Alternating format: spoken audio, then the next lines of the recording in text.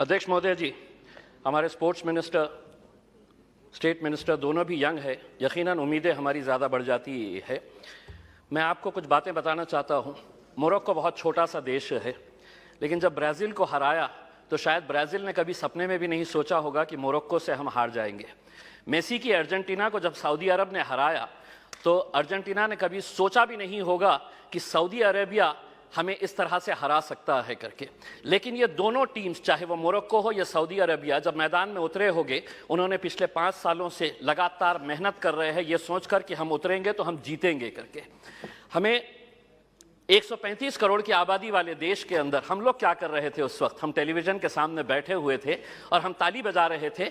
खिलाड़ी कोई और था मैदान के अंदर, लेकिन हम खुश हो रहे थे कि देखिए कितना अच्छा गेम हो रहा है करके। उसमें हमें अफसोस इस बात का होना चाहिए कि 135 करोड़ की आबादी वाले देश के अंदर हमने 11 फुटबॉल खिलाड़ियों को तैयार नहीं किया।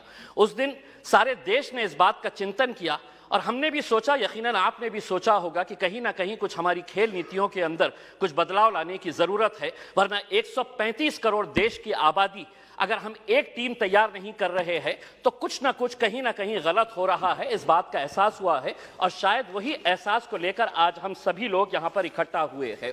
मंत्री जी, मैं आपसे पूछना चाहता हूँ, यूएस और चाइना ऐसा क्या कर रहा है कि उनके खिलाड़ी मैदान के अंदर उतरते हैं? कोई भी इंटरनेशनल इवेंट जब ऑर्गेनाइज होता है तो उनके खिलाड़ी गोल्ड ऐसे ही हंसते हंसते लेकर चले जाते हैं। हम एक गोल्ड अगर लेके आ जाते हैं तो पूरा देश सेलिब्रेट करता है, बल्कि प्राइम मिनिस्टर ले लीजिएगा, पूरे मिनिस्टर्स ले लीजिएगा, पूरे चीफ मिनिस्टर्स उसका जश्न मनाते हैं, जबकि हमारे पास पोटेंशियल इससे ज्यादा है। कहीं ना कहीं हम कुछ ऐसा नहीं कर पा रहे हैं वो कर रहे हैं करके। वो क्या कर रहे हैं? तो वो बचपन से ही अपने खिलाड़ियों को आइडेंटिफाई कर रहे हैं, कौन हमारा खिलाड़ी कौन से खेल के अंदर है, और उसके बाद पूरी जिम्मेदारी उनके स्पोर्ट्स एसोसिएशन, फेडरेशंस और वहां की सरकार उठा रही है।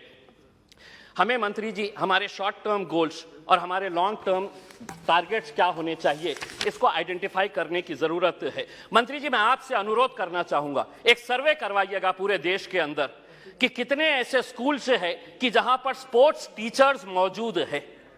पूरे देश के अंदर, चाहे वो प्राइवेट स्कूल्स हो या गवर्नमेंट स्कूल्स है, स्पोर्ट्स टीचर्स कितने स्कूल्स के अंदर है। एक सर्वे करवाइएगा कि कितने स्कूल्स के अंदर प्लेग्राउंड्स मौजूद है। एक सर्वे करवाइएगा कि अगर ग्राउंड मौजूद है तो स्कूल के अंदर क्या एक फुटबॉल है, एक क्रिकेट का किट है, एक रेसलिंग का मैट है, क्या वहां पर बास्केटबॉल के लिए कोई सुविधा है। एक सर्वे करवा लीजिएगा पूरे देश के प्राइवेट, और तब आपको पता चलेगा कि हम लोग अगर खेलों के अंदर पीछे है तो इसकी वजह क्या है।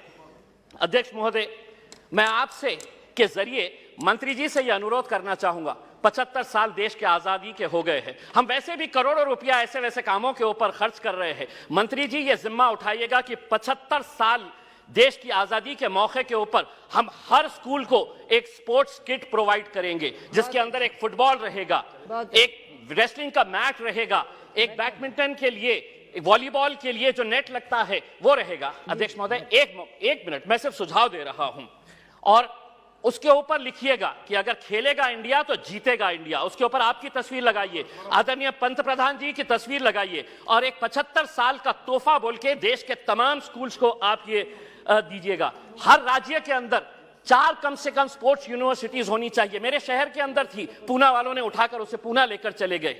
हम जमीन ढूंढते रह गए और उन्होंने कहा कि नहीं, हम पूना लेकर चले जाएंगे। 4 स्पोर्ट्स यूनिवर्सिटी, जिसका फोकस एरिया यही होना चाहिए, sports education, sports management, sports science, sports research और स्पोर्ट्स न्यूट्रिशन। मैं मंत्री जी आपको बताना चाहता हूं, औरंगाबाद के अंदर एक स्पोर्ट्स अथॉरिटी ऑफ इंडिया का साई का एक्सीलेंसी सेंटर है। आज तक करोड़ों रुपया आपने खर्च किए हैं उसके ऊपर, लेकिन कोई भी एक इंटरनेशनल लेवल का वहां पे इवेंट ऑर्गेनाइज नहीं किया गया है। आप खेलो इंडिया के जरिए आप अंडर 17 के टैलेंट को आप आइडेंटिफाई करते हैं, हम उसका स्वागत करते हैं। उसी तर्ज के ऊपर अगर स्कूल गेम्स फेडरेशन, अध्यक्ष सिर्फ एक minute, school games federation of India को यह जिम्मेदारी देते हैं कि आप अंडर 14 के जितने भी टैलेंट है उसको आइडेंटिफाई करिएगा। दूसरा, सबसे जाते जाते सिर्फ ये कहना चाहूंगा, भारतीय जनता पार्टी के एक एमपी है बृजभूषण सिंह जी, वो खुद एक पहलवान है। अगर वो रेसलिंग फेडरेशन ऑफ इंडिया के प्रेसिडेंट है तो हम उसका स्वागत करते हैं, लेकिन जिसने कभी जिंदगी में कोई एक गोल नहीं किया वो फुटबॉल एसोसिएशन का प्रेसिडेंट, जिसने कभी क्रिकेट बैट नहीं पकड़ा वो क्रिकेट एसोसिएशन का प्रेसिडेंट हो गया है। इसीलिए हम आपसे अनुरोध करेंगे, एक नियम बनाइए, राजनेताओं को खेलों से दूर रखिएगा, तब जाकर हमारे खिलाड़ी दुनिया के ऊपर राज करेंगे। बहुत बहुत धन्यवाद।